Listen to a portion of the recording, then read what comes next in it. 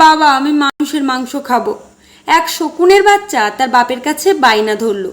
শকুন বলল, ঠিক আছে বেটা, সন্ধ্যার সময় এনে দেব।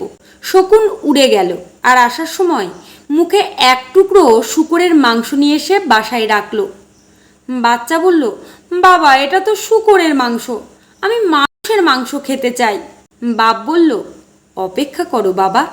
শকুনটা আবার উড়ে গেল, আর আসার সময় এক মরা গরুর মাংস নিয়ে এলো। বাচ্চা বলল, আরে, এটা তো গরুর মাংস নিয়ে এসেছো, মানুষের মাংস কোথায়? এবার শকুনটা দুটো টুকরো একসাথে মুখে নিয়ে উড়াল দিল, আর শূকরের মাংসটি একটি মসজিদের পাশে আর গরুর মাংস একটা মন্দিরের পাশে ফেলে দিয়ে চলে এলো। কিছুক্ষণের মধ্যে সেখানে শুরু হলো দাঙ্গা। কয়েকশো মানুষের লাশ পড়ে গেল।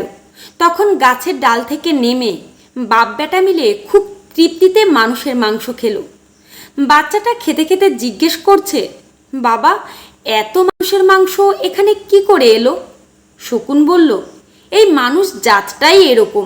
সৃষ্টিকর্তা এদেরকে সৃষ্টির সেরা জীব মানুষ হিসেবে সৃষ্টি করেছেন, কিন্তু ধর্ম আর রাজনীতির নামে এদেরকে আমাদের থেকেও হিংস্র বানানো যেতে পারে। বাচ্চা বলল, তুমি ধর্মকে ব্যবহার করলে কেন? কতগুলো নিরীহ লোক মারা গেল, রাজনীতি করলেই পারতে। বাবা হেসে উত্তর দিল, তাতেও নিরীহ লোকগুলোই মারা পড়তো। ধর্মটা আবেগের জায়গা, তাই ফলাফলটাও তাৎক্ষণিক। তুমি আজই খেতে চেয়েছিলে। রাজনীতিটা কুটিল এবং জটিল, এটি শুরু হতে সময় নেয়, কিন্তু হলে আর থামে না। বাচ্চা বলল, তোমার অনেক বুদ্ধি বাবা।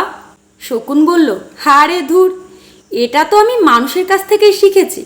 এদের একটা অংশ যখনই কোনো অনিষ্ট করার চেষ্টায় ব্যর্থ হয়, তখনই সহজ রাস্তা হিসেবে হয় ধর্মকে নয়তো রাজনীতিকে ব্যবহার করে।